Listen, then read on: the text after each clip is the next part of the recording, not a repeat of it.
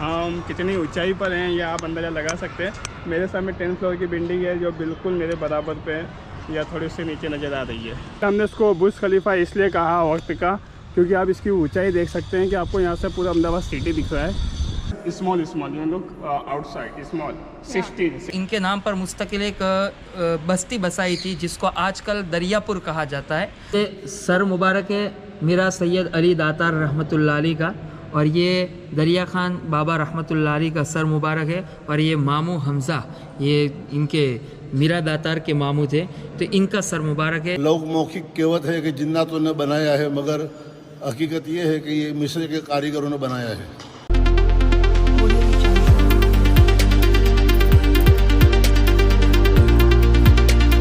अस्सलामु अलैकुम दोस्तों, welcome back to my channel. एक नया दिन एक नई वीडियो के साथ। तो आज हम विज़िट करने वाले हैं सुल्तान महमूद बेगड़ा रहमतुल्लाह अलैह के दौरे हुकूमत के बुर्ज खलीफा की। और बुर्ज खलीफा क्या है, उसे मौलाना बुर्ज खलीफा क्यों कह रहे हैं, ये वहाँ पहुँचने के बाद मालूम पड़ेगा। इसलिए आप वीडियो में बने रहना क्योंकि हम बताने वाले हैं वो कैसे बना, क्यों बना, वहाँ के मौजूद इंसान की खुद ज़ुबानी हम लेंगे और उसके ऊपर भी जाएंगे। तो आप वीडियो पे नए हैं और आप वीडियो देख रहे हो, चैनल सब्सक्राइब नहीं किया तो सबसे पहले वो करें और मिलते हैं बुर्ज खलीफा के पास जाके।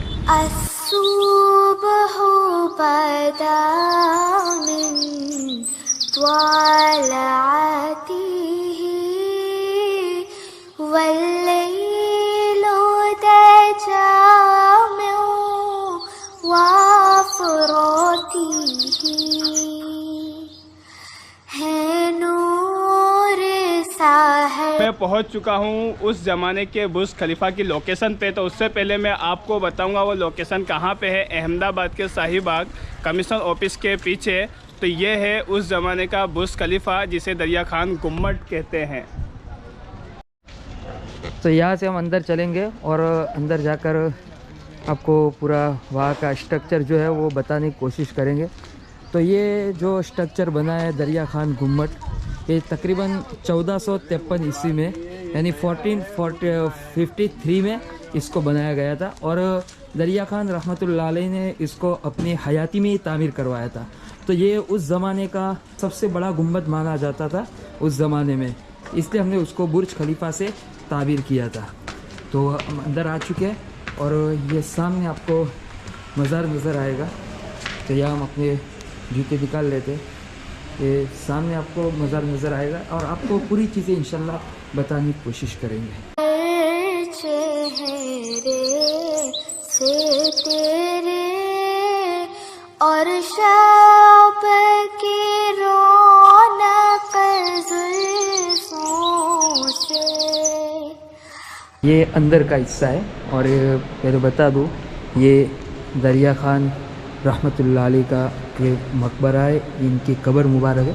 और ये मैंने जो आपको बताया था यहाँ पर इनके ख़ानदान वालों की कब्र है, इस तरफ इनके दो बेटों की कब्र है, और यहाँ पर जो सोए हुए हैं आराम फरमा रहे वलीउल्लाह, ये दरिया खान रहमतुल्लाह अलैह। ये दरिया खान रहमतुल्लाह अलैह ये सुल्तान महमूद बेगड़ा रहमतुल्लाह अलैह के और ये वज़ीरों में से थे, उनके वज़ीर भी थे और सलाहकार भी थे और बचपन के दोस्त रह चुके हैं। तो ये इनके जो सलाहकार थे तो बहुत अच्छे सलाहकार थे, और उनके सलाह से सुल्तान महमूद बेगड़ा रहमतुल्लाह अलैह हुकूमत किया करते थे।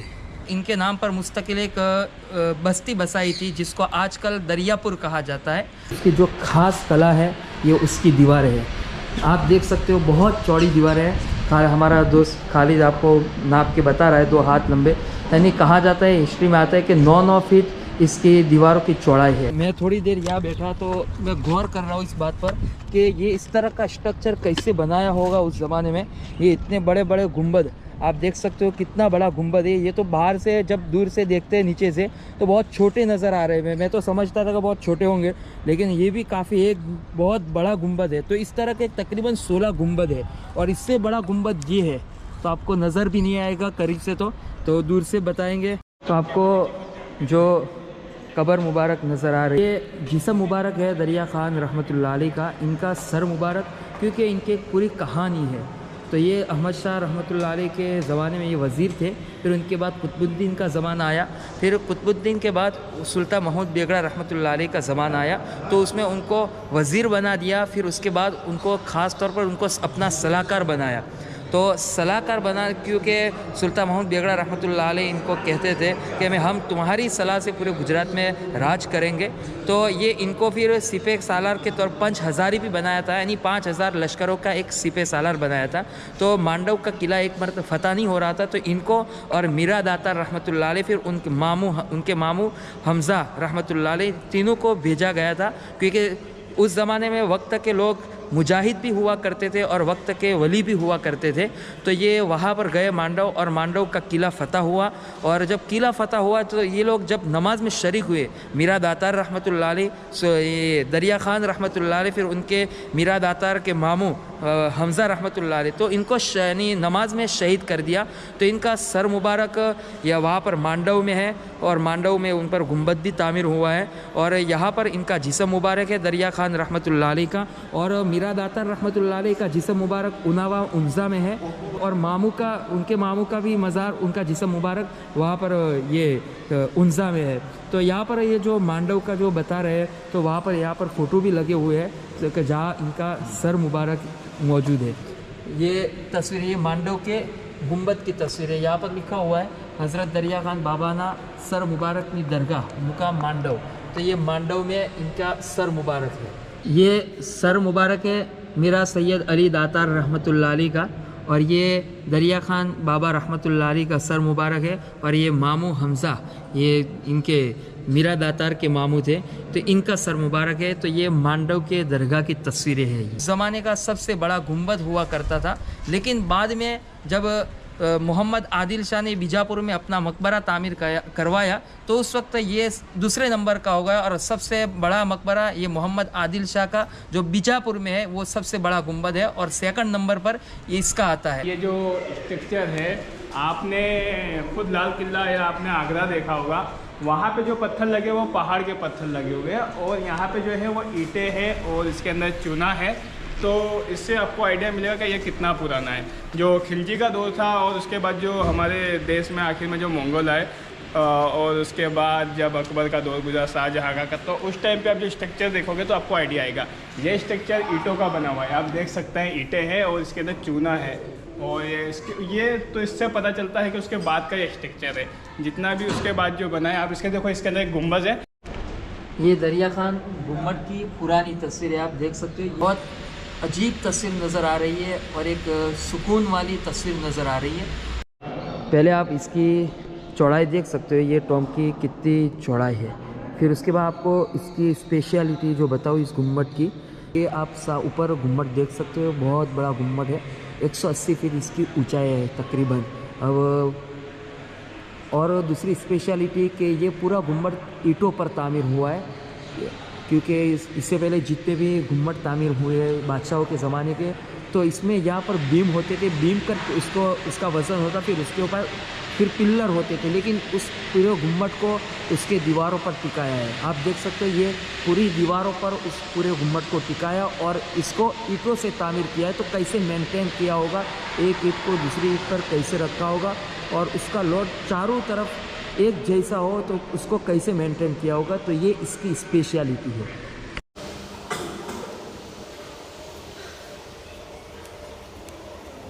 ये तौफीक भाई है, आगे आप देख सकते हैं। ये तौफीक भाई, इधर देखो तौफीक भाई, तो हमें ये ऊपर ले चलेंगे क्योंकि इनका बरसों का यहाँ रहना, और यहाँ बरसों से ऊपर भी चढ़ते हैं, तो हमें इंशाल्लाह पूरी चीज़ें यहाँ ऊपर जाके बताएंगे और आपको भी बताने की कोशिश करेंगे। और ये स्ट्रक्चर आप देख सकते हो, पक्की ईंटों का ये पूरा गुम्बद तामीर किया हुआ है, पक्की ईंटें आप देख सकते हो। ये 500 साल के आसपास इसके हो गए, फिर भी अपनी हालत पर वैसे हो बहू अपनी हालत पर बाकी है। तो चलिए अब ऊपर चलते हैं। ये सीढ़ियाँ है, कबूतर के बच्चे जिंदा है। अच्छा, तो ठीक है, दिखा दो हमारे ऑडियंस को। और ये सीढ़ी का हम लोग को बहुत एक्सपीरियंस है, हम लोग जब दिल्ली तो यहाँ पर मरे हुए कबूतर के बच्चे नहीं, जिंदा है वो। तो यहाँ सीढ़ी चढ़ रहे थे, तो यहाँ कबूतर के बच्चे अंडे में से अभी बाहर ही निकले हैं, तो ये हमने साइड में कर लिया इसको। तो ये सीढ़ियाँ हैं ऊपर चढ़ने की, इंशाल्लाह ऊपर से भी आपको अच्छा सा व्यू बताने की कोशिश करेंगे। अल्लाहु अल्लाहु अल्लाहु अल्लाह अल्लाहु अल्लाहु अल्लाहु अल्लाह। कंजुल ऊपर के हिस्से में और चढ़ेंगे जहाँ सबसे बड़ा गुंबद है, तो वहाँ और चढ़ेंगे। और ये आप छोटे छोटे गुंबद देख सकते हो माशाल्लाह। जब नज़दीक आते हैं तो बहुत बड़े गुंबद नज़र आते हैं। और ये सबसे बड़े गुंबद के पास हम लोग चढ़े। ये सबसे बड़ा गुंबद है। आपको तो नज़र नहीं आएगा यहाँ से करीब। और यहाँ से पूरे बस्ती का व्यू देख सकते हो माशाल्लाह, काफ़ी अच्छा व्यू आ रहा है। वक्त हम इसके नक्शे में जाएंगे तो सबसे पहले हम सीढ़ी से ऊपर आए, उसके बाद ये 16 गुंबद है जो आप देख रहे हैं। उसके बाद फिर एक और फ्लोर है, हम उस फ्लोर पे भी पहुंच चुके हैं। आप देख सकते हैं गुंबद काफ़ी नज़दीक है और हमें काफ़ी ऊंचाई पर है। जो हमारे सामने आपको जो बिल्डिंगें दिख रही हैं वो 20-20 फ्लोर 10-10 फ्लोर है, वो बिल्कुल छोटी दिख रही हैं। तो इसलिए हमने इसको बुर्ज खलीफा इसलिए कहा वक्त का, क्योंकि आप इसकी ऊंचाई देख सकते हैं कि आपको यहाँ से पूरा अहमदाबाद सिटी दिख रहा है। और ये डोम में थोड़ी बहुत क्रैक हो गए। 600 साल से भी ज़्यादा इस इमारत को हो चुका है वक्त, और इसके लिए कुछ थोड़ी सी डैमेज है और ये हेरिटेज में भी आती है। तो मैंने ये सारी चीज़ें आपको बताई। हमने इसको बाद में थोड़ा सा रिनोवेशन करा गया है, तो आप देख सकते हैं। और मैं आपको इसके ज़रिए दिखाना चाहूँगा कि हम कहाँ पे हैं। ये गुंबद के हम किस मकान पर पहुँच चुके हैं, बिल्कुल गुंबद। और आपको मैं ये पूरा दिखाना चाहूँगा। इस तरह से आप देखिए, ये गुंबद है। हम कितनी ऊंचाई पर हैं ये आप अंदाज़ा लगा सकते हैं। मेरे सामने 10 फ्लोर की बिल्डिंग है जो बिल्कुल मेरे बराबर पे है या थोड़ी सी नीचे नज़र आ रही है। और अभी हम बिल्कुल ऊंचाई पे नहीं, ये समझिए कि हम इसकी बस आधी ऊंचाई पर है। ये स्ट्रक्चर काफ़ी डैमेज हो चुका है, आप देख सकते हो। ये इमारत मैंने जगह जगह देखी तो बहुत काफ़ी डैमेज हो चुकी है, तो उस पर भी ध्यान देने की ज़रूरत है, क्योंकि काफ़ी बहुत पुरानी इमारत है। ये हेरिटेज स्मारक है, तो इस पर ध्यान देने की हमें ज़रूरत है। ये देख सकते हो काफ़ी डैमेज हो चुका है यहाँ पर। ये ऊपर चढ़ने की सीढ़ी है लेकिन काफ़ी डैमेज हो चुका है। और आपकी यहाँ बहुत अच्छी बात ये, जब स्ट्रक्चर बनते थे तो उसकी रोशनी के लिए भी कुछ जगहें रखी जाती थी। तो ये उसकी रोशनी के लिए कहीं भाई स्ट्रक्चर जब बना, ये टॉम बना, तो उसमें क्योंकि अगर कोई रोशनी की जगह नहीं रखेंगे तो अंधेरा रहेगा, तो यहाँ पर रोशनी के लिए ये जगह रखी गई है। तो ये चीज़ होती थी रोशनी रखने के लिए, ये जगहें होती थी कि ये जगह से टॉम के अंदर ये जो स्ट्रक्चर बना हुआ है इसके अंदर अपने आसानी से हवा भी आ सके। और आपको ये दिखा दूँ, टॉर्च करना भाई, खाली देख टॉर्च कर।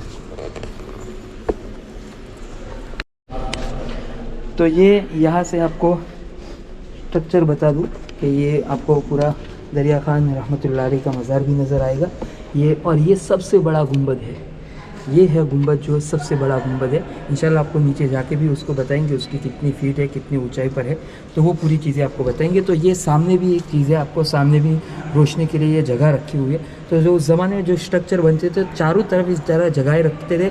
एक है ये इस तरफ है और यहाँ हम खड़े, तो 4 जगह पर चारों तरफ ये इस तरह के जगहें रखी है जहाँ से रोशनी आ सके। अस्सलाम वालेकुम। इस वक्त मैं मौजूद हूँ इस दरिया खान गुंबद जो रहमतुल्लाह अलैह यहाँ के जो अल्लाह के वली मौजूद है, और यहाँ के ये जिम्मेदार हैं, अहमद बापू उनका नाम है। तो अस्सलाम वालेकुम। वालेकुम सलाम। ये हमको अल्लाह के वली की कुछ जानकारी देंगे, और ये जो स्ट्रक्चर है कैसे बना, क्या है, इसके बारे में कई सवालात है, तो वो भी हम पूछेंगे और आप तक ही पहुँचाएँगे। तो सबसे पहले मैं जानना चाहूँगा कि यहाँ पर जो अल्लाह के वली आराम फरमा रहे हैं, तो इनके बारे में थोड़ा हमको बताइए। हाँ, ये अल्लाह के वली हजरत दरिया खान बाबा रहमतुल्लाह अलैह इनका नाम है, और जिसने अहमदाबाद शहर बसाया सुल्तान अहमद शाह बादशाह उनके फ़ौज के अंदर सिपह सालार थे। और अहमद शाह बादशाह ने खुश होकर के इनकी खिदमत से दरियापुर बसाया। दरियापुर दरवाजे का नाम बाबा के नाम से रखा है। और दरियापुर के अंदर फूटी मस्जिद है जो मोहम्मद बेगड़ा ने तामीर करवाई थी, वहाँ आपकी बीबी की मज़ार है अंदर। मस्जिद के अंदर।